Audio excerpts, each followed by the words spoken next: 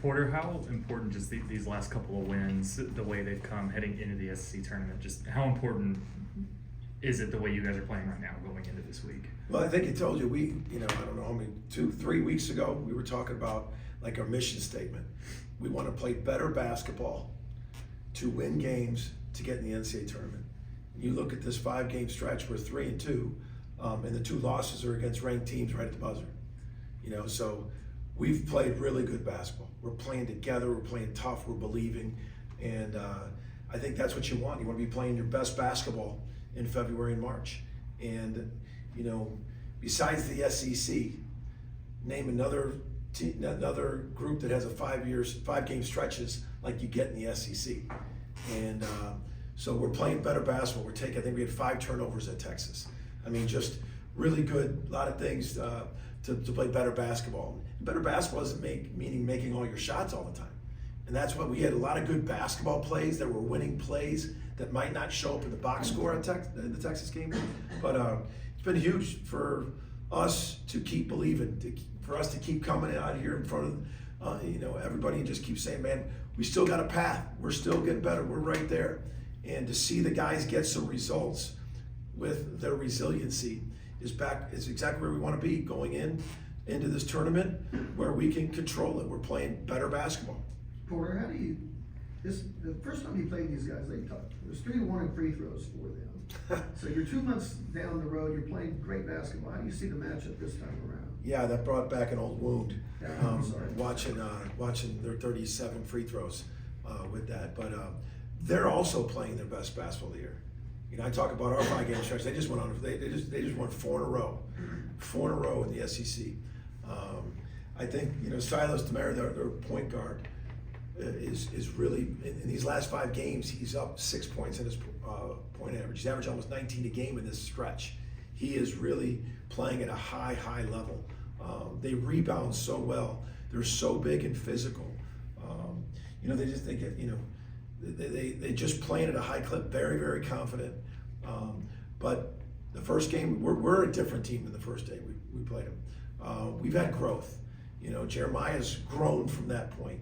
All our guards, Bryson has really taken a step up of growth since then. So we're different. They're playing very well. We're playing very well. Porter, you talked on Saturday about the shifts, the guys that came in off the bench. Just how big was their performance against Texas and moving forward? Huge to have Luke come in and give you 10. If you would have said Luke is going to come in off the bench, give you 10, and not take a 3, I would have said, I don't know what I've said that I can say on air. But I think he was, aggressive, confident, got offensive rebounds, finished on there. Luke was great. Glenn Taylor, he came off in the second shift and got us 10. Kobe came off the second shift, had 5 assists, I think, in the first half. Mo's been second shift, and he stepped up, and he made a lot of energy plays. Dayton constantly has been that guy. So you need that. I've said it a lot. To win in this league, you've got to have multiple guys producing. And it's just, Jalen and Jeremiah have been there, and they both made big plays, in that game. But to have that second shift step up when those guys scoring wasn't there to their averages was really a confidence boost that can take us into this tournament. And you need all hands on deck in this league and in February and March. And great boost with those guys. Any update on Sam? He's doing good. So every day it seems to progress. We'll see how it goes today. I know we play Wednesday night, but he's doing good. He was hooting and hollering on the bench at Texas. He's ready. It's moving in the right direction. Even if he can't go, that does something for you, right? That energy. 100%. When I rewatched the game, I saw him. I didn't notice it during the game because I was staring at Sam. But I noticed it when I rewatched the game a couple times, how much Sam was on the bench, and he was in Luke's ear. He kept on talking to Luke, and that was great leadership of him and that energy and pouring into the other guys. How much of a relief was it when that MRI came back? Yeah, it was great. It was for him too. You don't want it to end like that for him. So for him to have hope and the rehab and knowing that he doesn't have to get a surgery, and really happy for him and for us. we'll see how this plays out. Paul, you talk about Mo taking that being that secretary, but bringing that energy. I just want to ask you, how is he? Because obviously right now he's observing Ramadan, where he doesn't eat from sunrise to sunset. How do you think he keeps that energy up and brings that energy despite not being like the rest of the guys and eating? It's hard. It's something I can't, talk about with or relate with him because I've never done that. And he's handled it so well, and just he's been through it his whole life, so he knows what he's doing at the end as the sun goes down. And respect him so much. There's just so much respect for him and Yaya Keita. They're going it through together, and to load up on fluids when he can and energy when he can, and for him to give every ounce of energy to our team is just such a credit to him as a human being, and it's just so much respect for his faith to observe Ramadan during this time. And Porter, there's a lot of things you look for in the transfer portal. You always tell athletic ability, shooting. Can you gauge or try to find mental toughness? Like, did you know this team would be as tough as what it's been? Yeah, you do your research on everything in the portal, and but I think some of the resilience comes with coming together, and guys that you try to get guys that have won, guys that are chasing that winning, like Jalen Moore's. We've talked about his quest to get in, but I really thought that this team was resilient starting in the summer, going through it in the fall. But then early on, I really saw it in the Bahamas. And then we saw it get cracked a little bit, at Florida, at Alabama. We've talked about all this, at Auburn. And what we've really retained back is we've been able to fight back. Even in the second half, Texas took I think a 5-point lead or whatever it was to fight back, and then have us take a 5-point lead. Or 6-point lead. So that's the resiliency you need to keep fighting back over and over and over.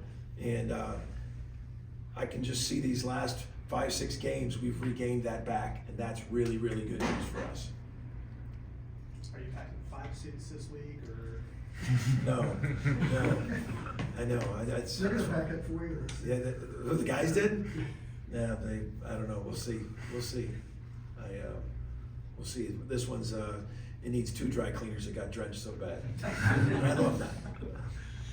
Porter, you mentioned the turnovers and cutting it down has been huge.